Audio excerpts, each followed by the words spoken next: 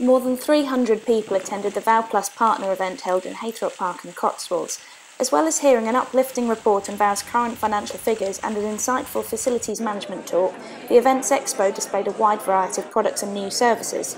OPI spoke to Managing Director Adrian Butler about why VOW is particularly supporting dealers with services.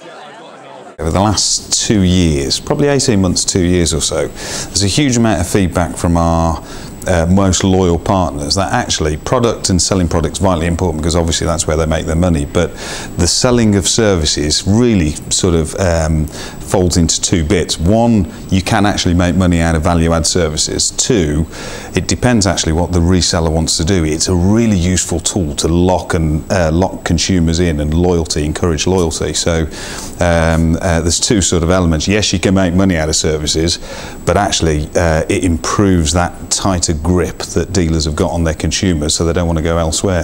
This is our third year at our partner event, so this is our third consecutive year, and we launched many of the services the tail end of 2011 into 2012.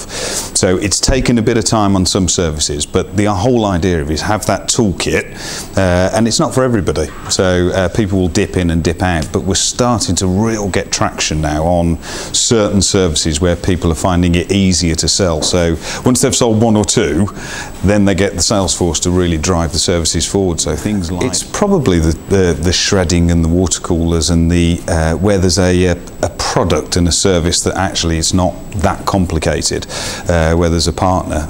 The ones that are probably the question that you haven't asked, the harder one that we've heard today at our partner conference is the MPS. You know, it's there, it's coming, and there's some people that are really starting to grasp the software side of things and get more knowledge, but that feels like the harder push. OPI also questioned 2 dealers about their service offerings. We looked at a number of new opportunities within the market, and we felt that MPS represents a real opportunity in terms of getting to know our customer better in a sector that we weren't selling into currently. So in terms of toner sales, they were fairly flat and we were being squeezed, and we thought, how can we add value to the relationship instead of just price? MPS gives us that edge, and we can talk about things like taking the hassle out of buying product. We get to know what's going on in the client, not just the stuff we're selling, and I guess, you know, it means that we can have an adult conversation with the customer about something other than office supplies. You have to have an understanding of basic technology. You have to be able to talk the IT speak a little bit, because you need to give confidence that, you know, you're going to be handling stuff that's on their network, and you need to be able to talk their language. Also, you need to be able to interpret the information and set up rules for the customers that operate in the way that they do. So, for example, they may have one printer that prints a lot, and you need to deliver toner for that one earlier than one that prints rarely. So it's understanding the needs of the client and then setting it up correctly.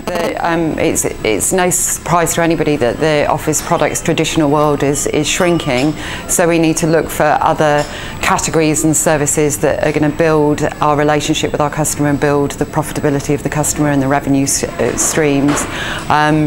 Obviously, if you're dealing with a customer on products and services, you are going to become more entrenched with that customer, and they're going to become more loyal to you. So I think that you've got to make sure that you put the resource in place, possibly before you get the sales in. The worst thing you could do is damage a customer relationship, so you really need to make some investment first, and to kind of look 3 cars ahead at what potential issues there might be without bumping into the car in front.